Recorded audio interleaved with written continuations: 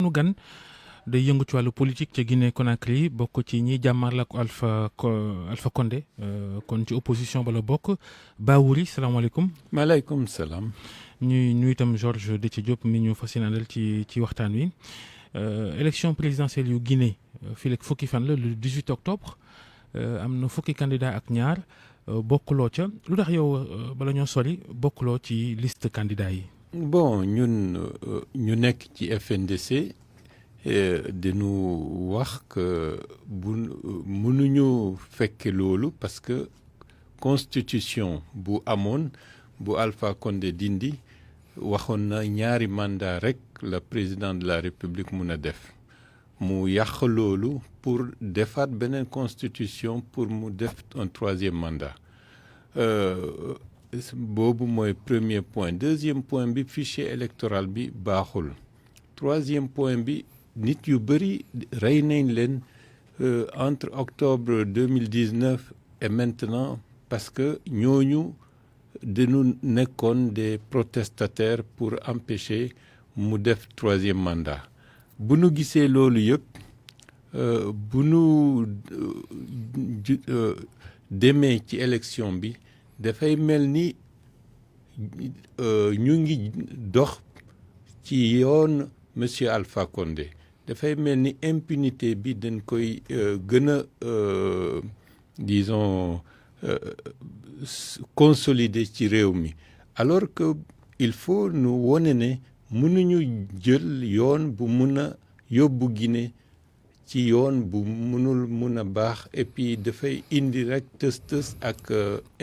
ak conflit pour l'avenir donc loolu moo tax ñu ne au FNDC ñu ne nañu topp lu ñuy def gën a waxtaan ak mbooloo yi pour ñu gën a xam enjeu yi pour ñu bañ a topp des dynamiques qui dans une certaine mesure dañuy conforter rek dictature yi loolu moo tax. kon yow mi jiite parti bi ñu naan UDRG. du Union des démocrates pour la renaissance de la Guinée ginnaaw nee ngeen affaire yi déjà awul ci yoon du ngeen jàppale benn candidat kon. bon ñun am na ñenn yi ñu ngi dimbale ñeneen candidats yi mais de mon côté ñu ne puisque mënuñu ci bokk. bu nu waxee dañuy dimbali kenn dafay mel ni bokk nañ ci parce que participer à une élection am na ñaari yoon soit nga nekk candidat wala nga dimbali keneen donc comme participer wuñu mënuñu jox consigne de vote et donc ñu ne ku nekk na gis lu mu mun a def ci mbirim élection bi. FNDC bi nga wax sànq ay parti yu bëri société civile ak yeneen i kuréel ñoo bokk ca biir est-ce que naxante nekkul woon ci biir FNDC ndax gis nañ ci mujjantal ga am na ki ca bokkoon fasoon ca lool nekk candidat Cellou Dalein Diallo par exemple. am na du moom rek moo nekk candidat am na Maître Kabele ak Ousmane Kaba ñoo ñëpp ci FNDC bi la ñu bokkoon mais ñu ne ñoom mënuñu appliquer lu ñuy wax la politique de la chaise vide dem nañ ci mais ñu des ñi yëpp bokkuñu ci bon loolu moo tax actuellement FNDC bi bon c'est vrai am na mbooloo lu bëri mais jaxaso bi dafa bëri ci biir. mais est-ce que loolu wàññul doole gi FNDC. non wàññi na doole bi parce que léegi population bi dafay wax ñi politiciens yi tey nu wax lii suba nu wax leneen am na nit yu bëri ñu dee ñu ngi def jël yoon nguur ngi lu mu bugg donc dafay indi discrédit loolu moo tax ñun ñu wax moo mieux conserver crédibilité bi pour demain que de topp rek lu intérêt personnel bi. Alpha Condé tontu na ci waxtaan bu mu seq ak ay médias yu nekk ca France démb li ngeen koy tuumaal moom nee na dictateur bi nga xam ni moom ngeen koy wékk moom du dictateur looy tontu ci loolu. non bon bu nu gisee mbir mi lu muy mel narul toon def troisième mandat donc loolu rek yàq nguur gi loolu bokk na ci nekk qualificatif nekk dictateur. Deuxièmement ñu bëri rey nañ leen dans le cadre des manifestations donc loolu nguur bu nekkul dictature mënul nangu jël fetal orienté ko ci jabootam bi donc loolu deux facteurs muy wane ne dictateur la. Troisièmement moom moo waxal boppam ci journal Le Monde mu ne ci réew ñeneen yi rey nañu mais taxul ñu def lu ñu bëgg donc dafa mel ni dafa doon di wax en Guinée dinañ rey mais dinañ def lu ñu bëgg donc loolu yëpp c'est les caractéristiques d'un véritable dictateur. leneen lu wax ci waxtaan boobu mu seq ak journaliste France yooyu mooy li mu tuumaal Cellou Dalein Diallo ne bokk na ci ñi yàq économie bu Guinée loolu est-ce que moom waxul dëgg ndax ñu bëri ñuy politique jamono ji te nekk sax ci opposition Guinée mës nañ laal ci nguur gi te gis nañ Guinée fi mu toll ci wàllu tardé ci wàllu économie. Bon mun na am peut-être bu nu gisee d'un côté dinañ wax am na wax na dëgg mais de l'autre côté moom def na fukki at ñu bëri defe woon na ne dina mun a redresser réew mi mais malheureusement moom tamit lu muy critiquer ñeneen yi moom tamit bokk na ci parce que réew Guinée actuellement situation bi est désastreuse baaxul donc lu muy critiquer ñeneen yi moom tamit ci boobu yoon la nekk. sànq wax nga ni mënu leen bokk ci élection présidentielle bi nga xamante ne fichier bi jaarul yoon constitution bi ñu changé ko te ñaari mandat képp lañ ko mayoon ngir mu def ko waaye ci fichier électoral boobee mission d'expert bi nga xamante ne moom la waa CEDEAO yónnee woon ca Guinée daf mel ni dañoo weddi yéen seen i kaddu ndax ñoom validé nañ fichier ba donte sax ci wàllu constitution bi xëy na CEDEAO addoogul ci plainte bi nga xamante ne yóbbu woon ngeen ko foofu ca CEDEAO. Bon CEDEAO bon premièrement OIF moo njëkk wax fichier bi baaxul. Monsieur Alpha Condé comme am na ay xarit ci CEDEAO mu ne ñooñu nañ ñoo gis fichier bi ñu choisir ay experts ñenn yi ñu récuser leen parce que xam nañu xarit lam nañu bon ñoom tamit bu ñu ñëwee ñu wax fichier bi baaxul ñu wone ne sur 7,3 millions électeurs 2,5 millions amul këyit ku justifié pour lan ñu nekk ci fichier bi 2,1 millions électeurs ay attestation rek chef de quartier moo leen bind donc et xam nañu xale yi ñu am 12 ans 13 ans recensé nañ leen donc ci yoon fiche attestation chef de quartier yi moo nekk justificatif pour xale yi nu mun a recenser leen jox leen at bu nu amul donc 2,1 millions donc bu nu dindee 2,4 millions loolu la ñu wax bàyyi 2,1 millions bi donc fichier bi baaxul et tamit par exemple bu nu gisee communauté guinéenne bi bu nekk Sénégal recense ñu leen ak communauté guinéenne bu Angola ak yeneen réew donc mënuñu wax fichier bi baax na alors que une bonne partie communauté nationale bi kenn bokkuñu ci fichier bi donc alors que ils ont des droits de citoyens donc CEDEAO lu muy def dafa mel ni léegi syndicat la donc mënuñu xaaruñu ñu def lu ñu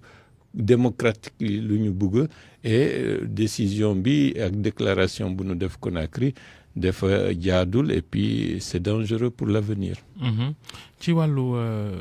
Guinéen yi nekk Sénégal war a voté ak ñoom seen ngeen ni am na lu ci manqué recensé wuñ leen li ñu doon wax fan yee ne Alpha Condé tëj na frontière beeg Sénégal ak frontière beeg Guinée Bissau loo ci xam ak ndax yaakaar nga ni lu am laak lu jaadu laak wala war nañ ko dindi. Non d'habitude bu amee élection bés bu ñuy def élection bi la ñuy tëj frontière bi et puis ñu wax interdiction de circuler à l'intérieur du pays mais fii ko benn attitude d'agressivité là vis-à-vis de réew Guinée-Bissau Guinée Sénégal ak même Sierra Leone parce que Sierra Leone dafa bëggoon dugg entre président bi ak vice-président bi bon amul yoon pour yàq seen diggante président ak vice-président Sierra Leone donc dafa mel ni rek boo toppul lu mu bëgg dafay wax yow tu es un adversaire et malheureusement xel yu ñu yore xel bu nekkoon ci réew mi il y a plus de 50 ans bu amee problème rek nu tëj frontières yi alors que am na ay traité am na ay protocole ñu ñëpp ci CEDEAO la ñu bokk xooluñu économie bi ñu lan lañ koy yàqee ay nit ñuy nekk entre les deux pays seen liggéey pour faire les activités économiques woon yañ ne c'est pour la circulation des personnes et des biens loolu yëpp du jour au lendemain tëj ko ça manque de responsabilité. Mais est-ce que itam xaritoo yi diggante président yi mënut a yàq dëkkandoo bi sunu diggante réew yi nga xam ne ñoo dend ndax moom Alpha Condé dafa jàpp ni ku mel ni Macky Sall da ko contre Omar Sissoko Embalo moom nëbbatuwul ni dafa contre Alpha Condé est-ce que loolu itam dina yombal dëkkandoo bi. Non du ko yombal mais en réalité boo nekkee ci à la tête d'un pays du sa sentiment personnel ngay nar a jiite li ngay jiite c'est intérêt réew mi intérêt population bi intérêt bon voisinage bi pour que de part et d'autre les relations yi nekk la ñu nar a nekk et nan la ñu lu ñu mel actuellement c'est entre les populations c'est d'excellentes relations donc pour des questions humeur ou bien kii def bugguma ou kii wax na ma lii ngay def ba population yi ay millions et des millions de personnes am ci désagrément loolu jaadul. nga ne syndicat chef d'État yi nekk fii nii daanaka dafa niroog syndicat te cité nañ la sànq Omar Sissoko Embalo Macky Sall xëy na bi nga xamante ne digganteem ak Alpha Condé taxu ko ratax noonu Sierra Leone bi nga tudd sànq itam président bu Nigéria ndax kooku ci ab sommet sax mu ngi leen doon soññ ngir ñu bañ a am ñetteelu mandat syndicat naka la mën a demee noonu. wala boog syndicat bi déggoo amu ca. non je pense que ci biir CEDEAO bi ñoom ci biir si seen biir déggoowuñu amuñu benn lecture situation bi parce que président Issoufou waxoon na ne pour CEDEAO duñu tolérer plus de 2 mandats. mais dafa mel ni léegi doole am wàññeeku na doole ñu bëgg a 2 mandats yi rek ñooñu dafa mel ni diplomatiquement et politiquement ci biir CEDEAO bi seen doole dafa wàññeeku parce que boo gisee Côte d'Ivoire avec monsieur Ouattara un 3e mandat Alpha Condé un 3e mandat donc peut-être ñooñu dañu am ay comme di seen doole ci biir moo gën a diis ñeneen yi. Macky Sall nag yow yaakaar nga ni dina def 3e mandat am. non mënuma xalaat parce que réew Sénégal am na société civile bu am doole am na personnel politique ñu am xam-xam ñu am yërmande seen population et puis am na tradition démocratique am na kadi comment dirais-je ci wàllu mag yi autorité morale yi bëri nañu fii te am nañu doole et population bi. loolu yàgg na fi de te terewul Ablaye Wade laajoon na 3e mandat. attention mais gis ngeen jaalul parce que en réalité population bi ak autorité intellectuelle et morale ñoo gënoon am doole et population bi am na yoon pour wane ne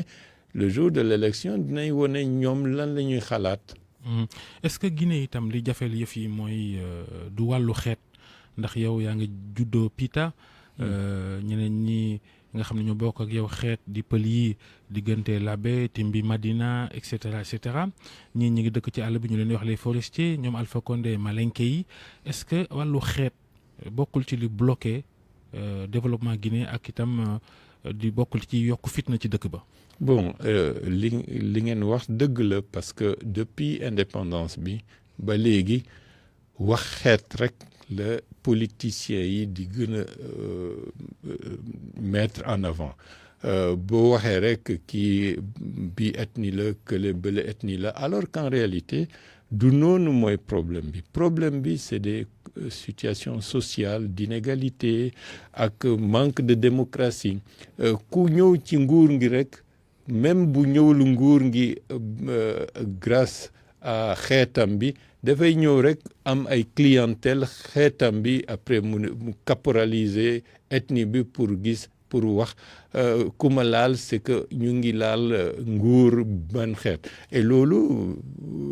jaaduwul et puis ça ne fait que retarder 62 ans d'indépendance bés bu nekk xeet alors que la population tey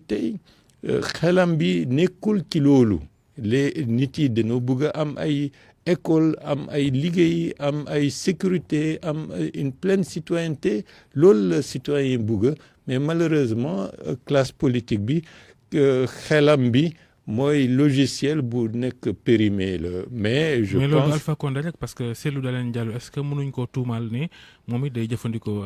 wàllu xeet. ñu ñëpp ñu nekk ci loolu bu soobee yàlla dans peu de temps loolu yëpp dina dañ. nan lay dañee yéen nemeeku nañ ne bokku leen ci élection waaye yéen a ngi campagne à votre manière. loolu leen fas yéene def ba xëy na élection bi du am wala bokk li ñenn ñi nam du am. non élection bi loolu buñ ci dina def élection dina wax moo gagné donc ñu dugg ci boobu yoon dañuy consolider rek 3e mandat bi et donc seen responsabilité la mais population bi tey loolu yëpp du faj kiyam bi difficulté. mais je veux dire yéen waa FNDC lan mooy seen i plan ci xeex loolee nga xamante ne yéen a ngi koy ŋàññ. non de toutes les façons continuer combat bi gis njaboot yi waxtaan ak ñoom et puis dina am sursaut. boycott daal ngeen bëgg daanaka. non kenn bañ a dem ci urne ya. bon de toutes les façons ku nekk na gis lan lay def mais bu nekkee man du ma dem du ma voter ku may déglu du voter. léegi sénégalais yi Guinéens yi nekk Sénégal ñoom dinañ mën a voter. non dindi lañu seen droit de citoyen parce que nekkuñu sax ci fichier électoral bi c'est dafa mel ni ñoom dañ leen effacer. ndax li pëli ëpp doole Sénégal xëy na. bon du loolu rek mais c'est que bon bugguma dugg si boobu yoon mais. waaw foog ñu waxee ko noonu pour mu leer itam. non c'est que bon en réalité manque de démocratie totale en Guinée boobu aspect le pouvoir yi di comment on appelle ça loolu lañ jiital mais ñun naruñu topp boobu yoon bu ñu toppee boobu yoon dañuy mel ni comme nguur ngi et alors qu'en réalité fondamentalement entre population guinéenne yi yëpp benn la munoo dem fenn sans nga gis que am na ay pël ay malinké ay susu ay forestier benn njaboot la et fondamentalement les population bi léegi xalaatul pour loolu lu ñu bëgg am ay yoon am ay école am ay ndox am ay courant am ay comme partout ailleurs loolu la population bi bëgg peu importe ñu ne kii pël la kii susu la kii forestier la kii malinké la. loo yaakaar ni ci tënk 10 secondes ci ne bu élection yi eggee le 18 fii ak fukki fan est-ce que vraiment tiit nga lool ci réew ma yëngu. non loolu la gën a ragal parce que dans le contexte où ñu ngi jiital xeet yi par-ci par-là ñu créer ay problèmes pour ñu am encore nit yu ñu rey pour rien loolu la gën a ragal et loolu la ñaan sama mbokk yi ñu gën a def attention pour bañ a dem ci boobu yoon. jërëjëf Bawouri. man maa leen di jërëm. Amadou Bawouri njiital parti boobu nekk ca Guinée Conakry di UD. RG jërëjëf Georges Déthié Diop